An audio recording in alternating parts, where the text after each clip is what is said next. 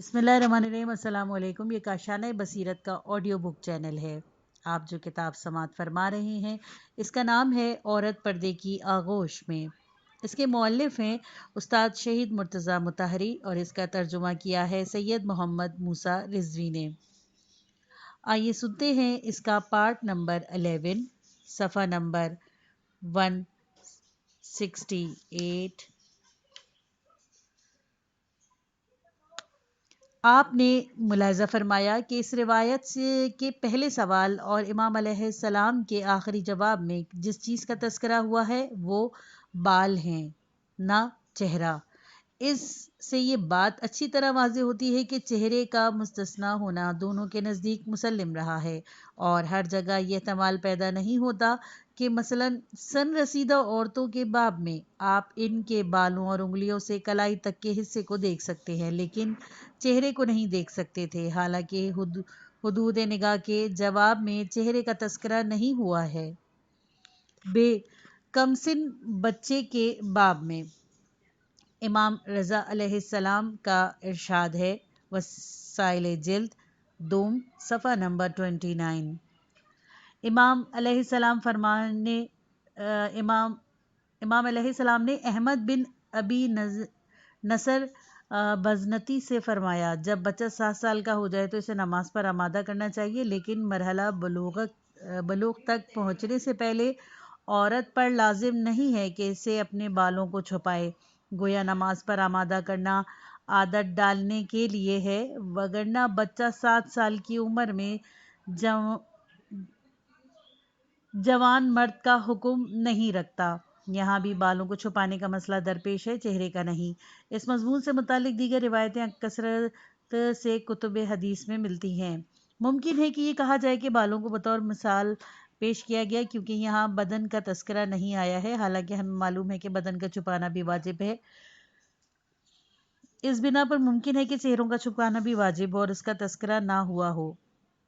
इसका जवाब यह है कि अगर चेहरे का छुपाना वाजिब होता तो बात मुनासिब होती कि इसे बतौर मिसाल पेश किया जाता। हमारे यहाँ पर्दा चेहरा ढांपने से इबारत है और उसका राज ये है कि काम करने में जिस हिस्से के खुलने के ज़्यादा इम्कानात होते हैं वो चेहरा है, और जब उसके छुपाने की बात की जाएगी तो फिर दूसरे हिस्सों को छुपाने का वजूब बदर्जे औला समझा जा सकता है, लेकिन बदन के दूसरे हिस्सों को छुपाना अमलन मौरूद बहस नहीं रहा और इसके जवाज में कोई शक भी नहीं पाया जाता कि जिसके बारे में सवाल किया जाता है। जीम बांदी गुलामों के बाब में, यानी जायज़ है कि गुलाम उस खातून के बालों और पैरों पर निगाह डाले जो उसकी मालकन हो। रेफरेंस नंबर 1 वसाइल जिल्द 2 सफ़ा नंबर 29 और काफ़ी जिल्द 5 सफ़ा नंबर 531। दूसरी रिवायतों में मुखन्नसों के बारे में पूछा गया जो मुमकिन है ममलूक भी न हो। इमाम अलैहिस्सलाम का इरशाद है, वसाइल जिल्द 2 सफ़ा नंबर 29। इमाम अलैहिस्सलाम फरमाते हैं कि एक जलील क़दर सहाबी जनाब मोहम्मद बिन इस्माइल बिन बज़ी फरमाते हैं, मैंने इमाम रज़ा अलैहिस्सलाम से दरियाफ़्त किया कि क्या आज़ाद औरतों को ख्वाजा सराओं के सामने सर ढकना होगा। कनीज़ों के बारे में मुसल्लिम है कि इनके लिए सर ढांकना ज़रूरी नहीं है, लिहाजा इस सवाल को आज़ाद औरतों से मुख्तस किया गया। आपने फरमाया, नहीं ख्वाजा सरा हजरात मेरे वालिद बुजुर्गवार जनाब इमाम मूसा बिन जाफ़र सादिक अलैहिस्सलाम की साहबजादियों की खिदमत में हाजिर हुआ करते थे और उनके सरों पर चादरें नहीं हुआ करती थीं, और मैंने पूछा ख्वाजा सरा लोग आज़ाद थे या ग़ुलाम। आपने फरमाया आज़ाद नहीं थे। मैंने अर्ज़ की अगर ये आज़ाद हों तो क्या फिर इनके सामने सर ढांकना ज़रूरी हो जाएगा। फरमाया नहीं। तफसीर आयात में हम ये गुफ्तगू कर चुके हैं कि खन्नसी और ग़ुलाम औरत के लिए महरम है या नहीं। अक्सर फ़ुक़हा कहते हैं कि महरम नहीं है, लेकिन बहरहाल ये और इस सिलसिले के दीगर तमाम रिवायात बाहमी इख्तिलाफ़ के बावजूद जो काफ़ी वसाइल और दीगर तमाम कुतुब की हदीस में दर्ज है, पर्दे में चेहरे के इस्तिस्ना के बाब में मशकूक नहीं हैं। दाल ज़िमी औरतों के बारे में के बाब में, रेफरेंस नंबर 1 ذمی ان افراد کو کہا جاتا ہے جو مسلمان نہیں ہیں لیکن قدیم ادیان کے پیروکار ہیں اور اسلامی حکومت کی پناہ میں مخصوص قرارداد کے تحت رہتے ہیں۔ سکونی اہل تسنن کے علماء میں سے ہیں۔ اس نے امام جعفر صادق علیہ السلام سے بہت سی روایتیں نقل کی ہیں اور علماء شیعہ کے نزدیک قابل اعتماد شخصیت ہے۔ امام جعفر صادق علیہ السلام سے دریافت کرتے ہیں کہ آپ نے رسول خدا صلی اللہ علیہ وآلہ وسلم کے حوالے سے فرمایا، ذمی عورتوں کے بالوں اور ہاتھوں کو دیکھنا حرام نہیں ہے؟ آپ یعنی حضرت علی علیہ السلام ارشاد فرماتے ہیں ذمی عورتوں کے سر پر نگاہ ڈالنا جائز ہے۔ ریفرنس نمبر 2 وسائل جلد دوم صفحہ نمبر 26۔ فقہا اور مجتہدین اس بات پر متفق ہیں کہ اہل کتاب عورتوں کو دیکھنا جائز ہے، البتہ فقہا کے ایک گروہ نے اس میں ایک بندش کا اضافہ کیا ہے اور وہ یہ کہ صرف اس حد تک کے اکتفا کرنا چاہیے جس حد تک پیغمبر اکرم صلی اللہ علیہ وآلہ وسلم کے زمانے میں رہا۔ البتہ فقہا کے ایک گروہ نے اس میں ایک بندش کا اضافہ کیا ہے اور وہ یہ کہ صرف اس حد تک اکتفا کرنا چاہیے جس حد تک پیغمبر اکرم صلی اللہ علیہ وآلہ وسلم کے زمانے میں معمول رہا ہے، یعنی یہ دیکھنا ہوگا کہ اس زمانے میں کن مقامات کو کھلا رکھا جاتا تھا، بس اسی حد تک دیکھنا جائز ہے جو حرص و لذت کے لیے نہ ہو۔ لیکن آج کل عریانی جس حد تک پہنچ گئی ہے اسے دیکھنا جائز نہیں ہے۔ لیکن بعض دیگر فقہا کا موقف یہ ہے کہ بدن کے جن حصوں کو وہ مجمع عام میں کھلا رکھتی ہیں ان کو دیکھنے میں کوئی حرج نہیں ہے، اگرچہ رسول اکرم صلی اللہ علیہ وآلہ وسلم کے زمانے میں یہ کیفیت نہیں تھی۔ صحرائی یا دیہاتی عورتوں کے باب میں، یعنی بروایت عباد بن صہیب، وسائل جلد 3 صفحہ نمبر 26۔ امام جعفر صادق علیہ السلام ارشاد فرماتے ہیں کہ صحرائی، دیہاتی اور غیر مسلم کے سروں کو دیکھنے میں کوئی حرج نہیں، اس لیے کہ انہیں کتنا ہی منع کیا جائے وہ اس سے باز نہیں آتی۔ بعض فقہا نے اس روایت کی بنیاد پر فتوے صادر کیے ہیں۔ مرحوم آیت اللہ سید عبد الہادی شیرازی سے نقل ہوا ہے کہ انہوں نے اس حکم کو اہل شہر کی ان عورتوں کے بارے میں بھی عمومیت دی ہے جن پر نصیحت کا کوئی اثر نہیں ہوتا۔ اس دور کے بعض بڑے مراجع تقلید اور فقہائے معاصر نے بھی اس طرح کا فتویٰ صادر کیا ہے اور وہ اس عدم قبول نصیحت کو سند بتاتے ہیں جس ذکر شدہ حدیث میں پیش کیا گیا ہے۔ بیشتر فقہا یہ فتویٰ نہیں دیتے لیکن انہوں نے ان مقامات میں آمد و رفت سے مردوں کو نہیں روکا ہے جہاں یہ عورتیں رہتی ہیں، اگر گزرتے ہوئے کسی پر ان کی نظر پڑ گئی تو اس میں کوئی مذائقہ نہیں، لیکن دائمی طور پر اس کا تکرار مناسب نہیں۔ بہرحال اس قبیل کی روایت میں ہمارا منتہائی نظریہ یہ ہے کہ کسی مقام پر بھی چہرے اور کلائیوں تک دونوں ہاتھوں کا تذکرہ نہیں ہوا، اس لیے کہ ان مقامات کا چھپایا جانا روایتوں کے نقطہ نظر سے حتمی اور مسلم رہا ہے اور اس میں معمولی سا شائبہ بھی نہیں ہے۔ ہم پہلے بھی کہہ چکے ہیں کہ اس امر کا کوئی امکان نہیں ہے کہ چہرے کو چھپانے کے وہ واجب سمجھا گیا اور بالوں کو ڈھانپنے میں کوئی تردید ہو۔ چہرے اور کلائیوں تک دونوں ہاتھوں کا کھلا رکھنا ان پر جواز نظر کی دلیل نہیں ہے، لیکن جو از نظر چہرے اور ہاتھوں کو چھپائے رکھنے کے لازم ہونے پر دلیل ہے۔ ہم نے اس سے پہلے لا یبدین زینتہن الا ما ظہر منہا کی آیت کے ذیل میں بعض روایتوں کا تذکرہ کیا ہے اور اب پھر مزید چند روایتیں پیش خدمت ہیں۔ مسعدہ بن زرارہ امام جعفر صادق علیہ السلام سے نقل کرتے ہیں کہ جب آپ سے عورت کی اس زینت کے بارے میں سوال کیا گیا جسے وہ اشکار کر سکتی ہے تو آپ نے فرمایا چہرہ اور کلائیوں تک دونوں ہاتھ۔ ریفرنس نمبر 1 قرب الاسناد صفحہ نمبر 40۔ مفضل بن عمر نے امام صادق علیہ السلام سے ایک ایسی عورت کے بارے میں سوال کیا جو حالت سفر میں مر گئی، اسے غسل دینے کے لیے کوئی محرم مرد یا عورت یا کوئی عورت موجود نہ تھی۔ آپ نے فرمایا اس کے مواضع تیمم کو غسل دینا چاہیے، لیکن اس کا بدن چھوا نہ جائے اور اس کی ان زیبائش کو اشکار نہ کیا جائے جن کو چھپانے کو اللہ نے واجب قرار دیا ہے۔ میں نے پوچھا کس طرح عمل کرنا ہوگا؟ فرمایا پہلے اس کی ہتھیلیاں دھونی چاہیے، پھر اس کے چہرے اور اس کے بعد دونوں ہاتھوں کی پشت۔ ریفرنس نمبر 1 وسائل جلد 1 صفحہ نمبر 135۔ آپ نے ملاحظہ فرمایا کہ چہرہ اور کلائیوں تک دونوں ہاتھ بطور واضح ان حصوں میں شامل ہیں جن کو ڈھانکنے کو واجب قرار نہیں دیا گیا ہے۔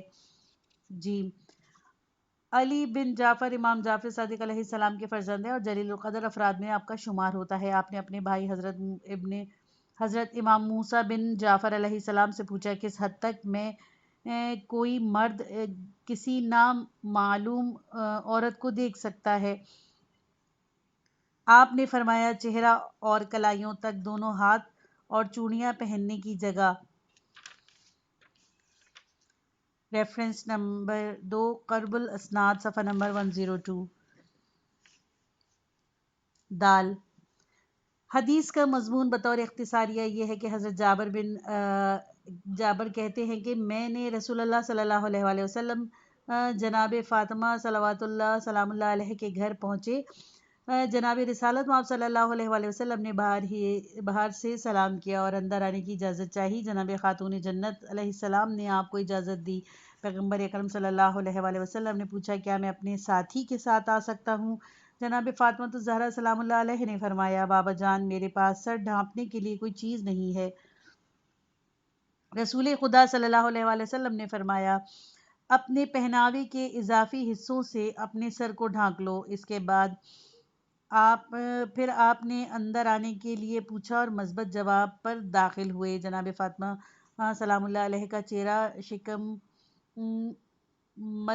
ملق کی مانند زرد تھا۔ رسول خدا صلی اللہ علیہ وآلہ وسلم نے پوچھا کیوں بیٹی تمہاری یہ کیا کیفیت ہے؟ آپ نے ارشاد فرمایا بابا جان بھوک نے یہ حال کر دیا ہے۔ رسول خدا صلی اللہ علیہ وآلہ وسلم نے دعا فرمائی کہ خدا بندہ میرے جگر گوشہ کو سیر فرما۔ آپ کی اس دعا سے جناب خاتون جنت کا چہرہ تمتمانے لگا اور ایسا محسوس ہوا جیسے آپ کے چہرے میں لہو نے گردش شروع کر دی ہو، اور اس کے بعد جناب سیدہ کی بھوک مٹ گئی۔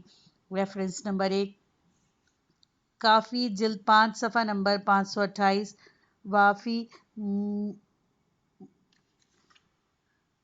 مجلد 12 صفحہ نمبر 124 اور وسائل جلد 3 صفحہ نمبر 27۔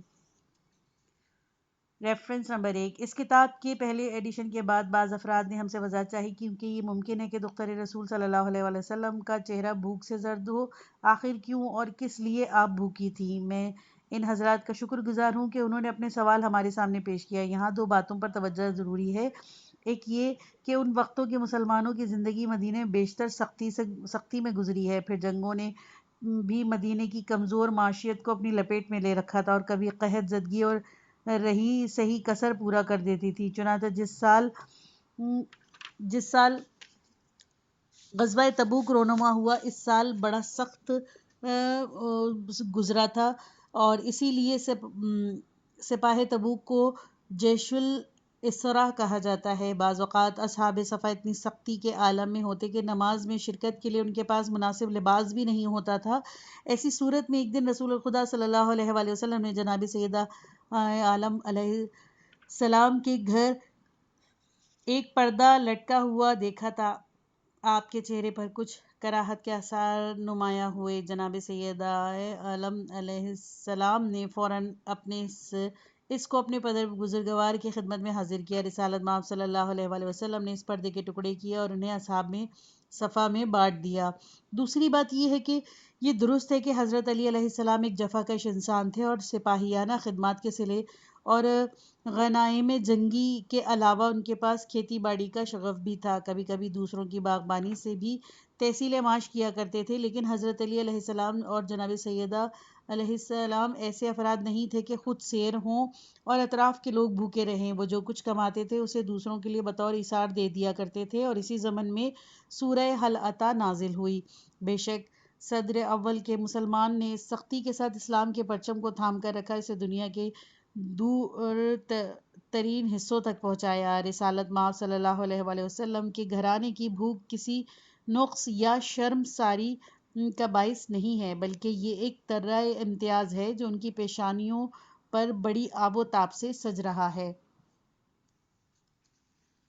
یہ حدیث بڑی وضاحت کے ساتھ اس بات کی نشاندہی کرتی ہے کہ چہرے کا ڈھانکنا واجب نہیں، اور نیز یہ کہ چہرے پر نظر کرنا بھی جائز ہے۔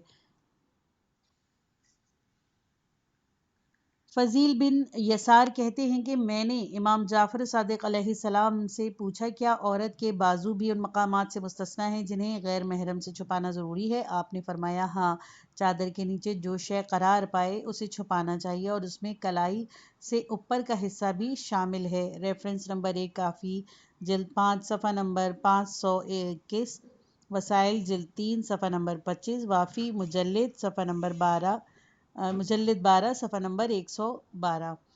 یہ بات کہنا وہ روایتیں جو احرام میں عورت کے چہرے کی پوشیدگی کو حرام قرار دیتی ہیں، یہ بات کہنا دورز عقل ہے کہ حالت احرام کے علاوہ چہرہ کا کھلا رہنا محرمات میں سے ہے، اور یہ کیفیت صرف حالت احرام میں واجب ہے۔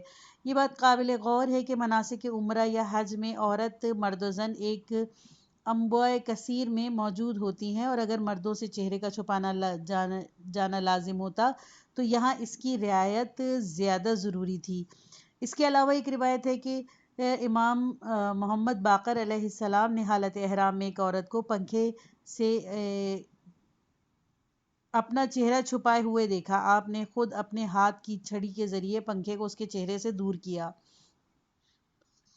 بعض روایتوں میں سے یہ بات سمجھ میں آتی ہے کہ حالت احرام میں عورت کا کھلا چہرہ مرد کے کھلے سر کی طرح ایک مقصد کا حامل ہے، اور وہ یہ ہے کہ عورت اور مرد دونوں موسم کی گرمی اور سردی کی تکلیف برداشت کریں۔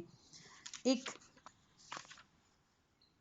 حدیث میں ہے کہ ایک عورت حالت احرام میں نقاب اوڑھے ہوئے تھی۔ امام محمد باقر علیہ السلام نے فرمایا، اپنے چہرے سے نقاب ہٹاؤ، کیونکہ نقاب تمہارے چہرے کی رنگت کو متغیر ہونے نہیں دیتا، یعنی دھوپ تمہارے چہرے پر اثر انداز ہونی چاہیے۔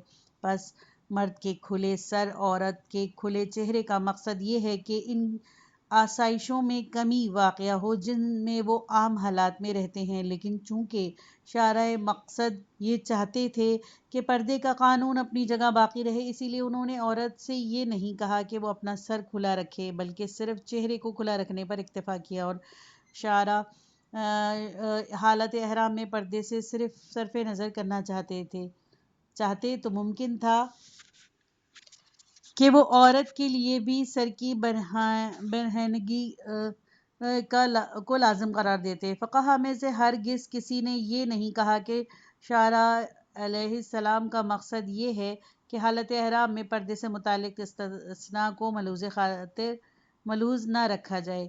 اس سلسلے میں تاریخ اسلام اور شیعہ سنی مکاتب فکر میں بڑی کثرت سے ناقابل انکار دلیلیں اور روایتیں موجود ہیں۔ جو کچھ ہم نے یہاں بیان کیا وہ صرف ایک نمونہ تھا، تمام دلائل اور روایت کو نقل کرنے کے لیے خود ایک علیحدہ کتاب درکار ہے۔ مخالف دلائل: چہرے اور کلائیوں تک دونوں ہاتھوں کو چھپانے کے وجوب میں ذیل کے دلائل سے استفادہ کیا گیا ہے۔ نمبر 1، مسلمانوں کی سیرت۔ یہ ٹھیک ہے کہ ظاہر آیات اور روایات چہرے اور کلائی تک ہاتھوں کو چھپانے کو ضروری قرار نہیں دیتی، لیکن اس سے انکار بھی نہیں کیا جا سکتا کہ معتدین افراد کی سیرت اس کے برخلاف رہی ہے۔ سیرت کوئی ایسی چیز نہیں ہے جس سے آسانی کے ساتھ چشم پوشی کی جا سکے۔ اگر حقیقتاً مسلمانوں کی سیرت صدر اسلام سے آج تک ایک تسلسل کے ساتھ یہ رہی ہو کہ چہرے اور کلائیوں تک ہاتھوں کو چھپایا جائے، تو یہ ایک واضح دلیل ہوگی کہ مسلمانوں نے اسے جناب رسالت مآب صلی اللہ علیہ وآلہ وسلم اور ائمہ اطہار علیہ السلام سے سیکھا ہے۔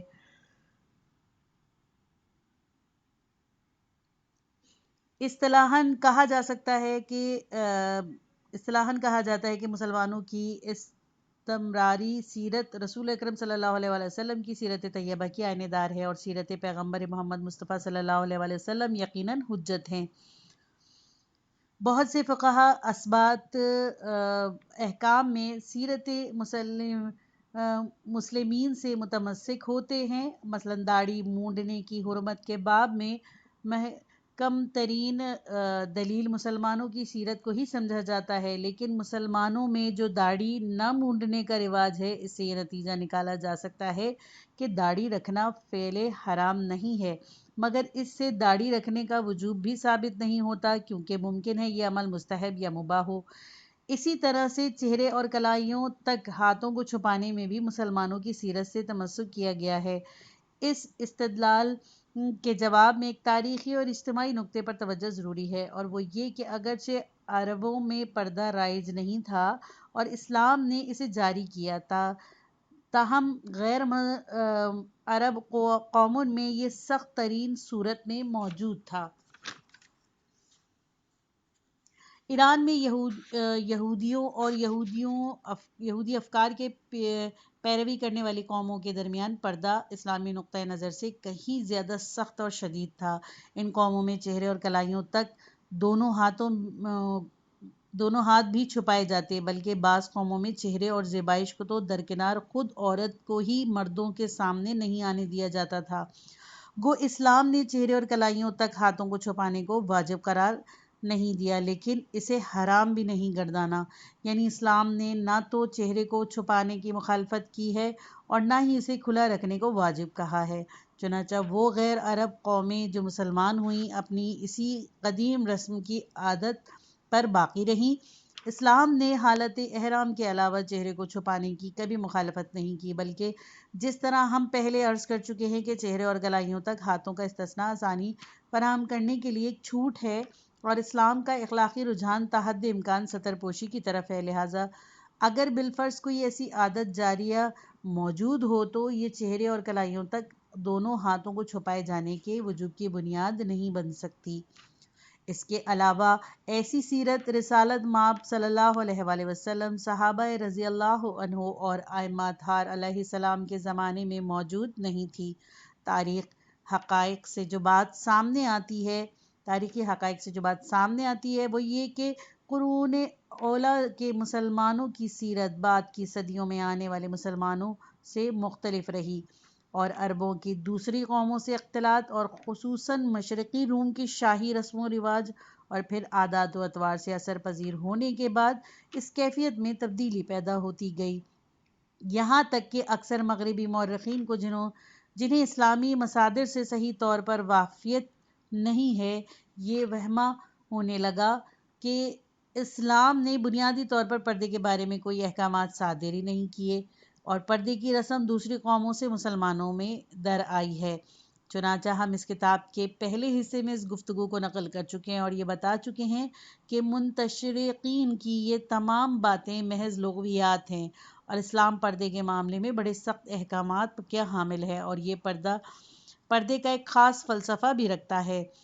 پس اولاً تو مسلمانوں میں اس طرح کی عادت جاریہ کا کوئی وجود ہی نہیں رہا، اور بالفرض اگر ایسی سیرت مسلمانوں کے درمیان موجود بھی ہوتی تو ہمیں یہ دیکھنا ہے کہ حضرات معصومین علیہ السلام کا عمل کیا تھا، کیا یہ طریقہ ان کی سیرت سے ہم آہنگ ہے؟ حالانکہ یہ صورت نہیں، بلکہ بعض متذکرہ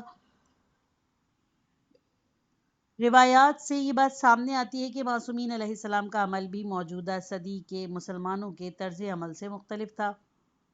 مسلمانوں کی سیرت سے تمسک کے لیے ایک گہرے تاریخی جائزے کی ضرورت ہے۔ قوموں کے کردار اور عمل میں ہزاروں تدریجی تغیرات رونما ہوتے ہیں، لیکن چونکہ یہ کسی جوش و خروش کے حامل نہیں ہوتے، اس لیے تاریخ انہیں اپنے دامن میں نہیں لیتی اور ان کے بارے میں سکوت اختیار کرتی ہے۔ مردانہ لباس کے وضع میں جو موجودہ صدیوں میں اتنی تبدیلیاں ہوئی ہیں کہ جن کا شمار ناممکن ہے، سیرت مسلمین کے مطالعے کے بعد اب ہم اسے سیرت نبوی سے ماخوذ نہیں کہہ سکتے، اور ہمارے لیے حجت نہیں ہو سکتی۔ اس کے علاوہ اگر ہمارے لیے یہ سیرت اور یہ روش جناب رسالت مآب صلی اللہ علیہ وآلہ وسلم کے دور سے ثابت بھی ہو جائے تو بھی یہ چہرہ چھپانے کے وجوب پر نہیں بلکہ صرف اس کے جواز پر دلیل ہوگی۔ آپ کی روش زیادہ سے زیادہ اس کی ارجیت کو ثابت کرے گی، اور جیسا کہ ہم وَإِنْ يَسْتَغْفِرْ خَيْرًا لَهُنَّ کی آیت کی تفسیر میں پہلے ہی عرض کر چکے ہیں کہ لفظ تستر کی جتنی زیادہ رعایت کی جائے شعراء کے مقصد کی زیادہ بہتر پیروی ہوگی۔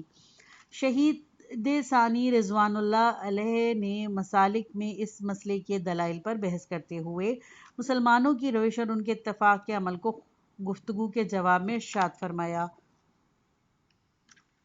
یعنی چہرہ اور کلائیوں کے دونوں ہاتھوں کو چھپائے جانے پر مسلمانوں کا اتفاق کا دعویٰ مطرود ہے، اولاً اس دلیل کی بنیاد پر کہ اس اتفاق کے علاوہ اس کی ضد بھی نقل ہوئی ہے، یعنی یہ کہا گیا ہے کہ مسلمانوں کے درمیان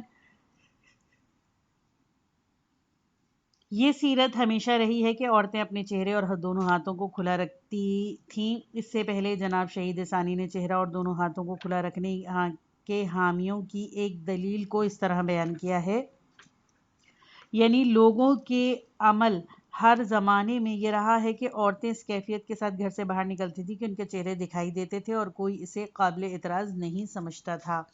ثانیاً اگر ہم فرض بھی کر لیں کہ مسلمان کے عمل چہرے اور دونوں ہاتھوں کو چھپانے پر رہا ہے تو جب بھی یہ بات دلیل نہیں بن سکتی، اس لیے کہ سیرت اس وقت دلیل ہو سکتی ہے جب فرمان پیغمبر صلی اللہ علیہ وآلہ وسلم بھی اس کی تاکید کرتا ہو، لیکن اس سیرت کی اساس غالباً حس غیرت و مردانگی ہے، نہ پیغمبر صلی اللہ علیہ وآلہ وسلم کے حکم کی اطاعت، اور ظاہر بھی یہی ہوتا ہے کہ اس روش کی بنیاد لوگوں کی حس غیرت اور مردانگی پر ہے۔ احتمال پیدا ہوتا ہے کہ اس طرز عمل کی بنیاد زیادہ بہتر اور بافضیلت پردہ پر ہے، اسی لیے کہ اس میں کوئی شک نہیں کہ بفرض جواز جو از ڈھانپنا ہے ڈھانپنا سے زیادہ افضل ہے۔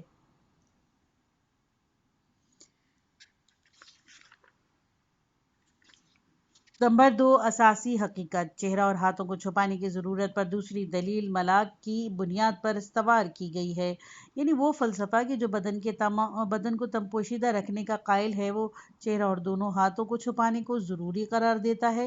کیا بدن کے تمام حصوں کو چھپائے جانے کا سبب ان کی فتنہ انگیزی کے سوا کچھ اور ہے؟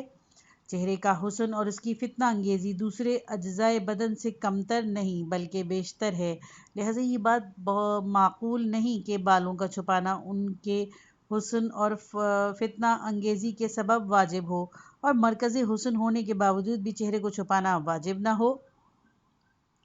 دین اسلام ہر اس چیز پر پابندی عائد کرتا ہے جو پاک دامنی کو ضائع کرنے اور ترغیب شہوات کا باعث ہو۔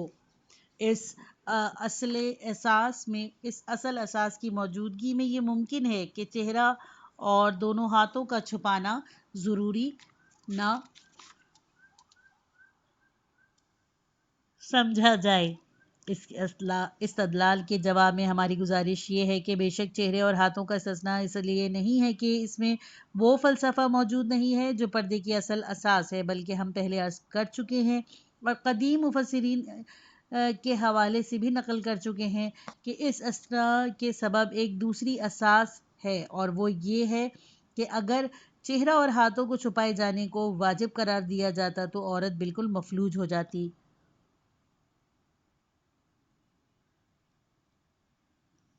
عام امور کی انجام دہی اس کے لیے ممکن نہ ہوتی اور کام کے موقع پر اسے سلب ہو جاتے، جیسے کہ ہم پہلے عرض کر چکے ہیں کہ چہرہ اور ہاتھوں کی پوشیدگی عورت کی اسیری اور عدم اسیری کے درمیان ایک سرحد ہے، اور پردے کا مفہوم اور اس کا اثر اس عمل کے اضافے یا اس کے حذف سے یکسر بدل جاتا ہے۔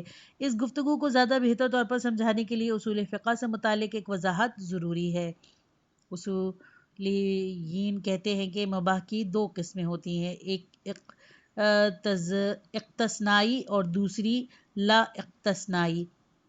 بعض امور نہ ایسی مصلحت کے حامل ہیں کہ شارع انہیں واجب قرار دے، اور نہ ایسی برائی ان میں ہے کہ ان کی تحریم کا سبب قرار پائے۔ ایسے امور چونکہ وجوب یا حرمت سے متعلق کسی بنیاد پر استوار نہیں ہیں، اسی لیے مباح سمجھے جاتے ہیں، اور اس لیے انہیں مباح لا استثنائی کہا جاتا ہے۔ شاید بیشتر مباحات اس نوعیت سے متعلق ہوں۔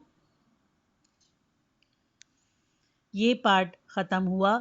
کتاب کا اگلا حصہ نیکسٹ پارٹ میں سنیے۔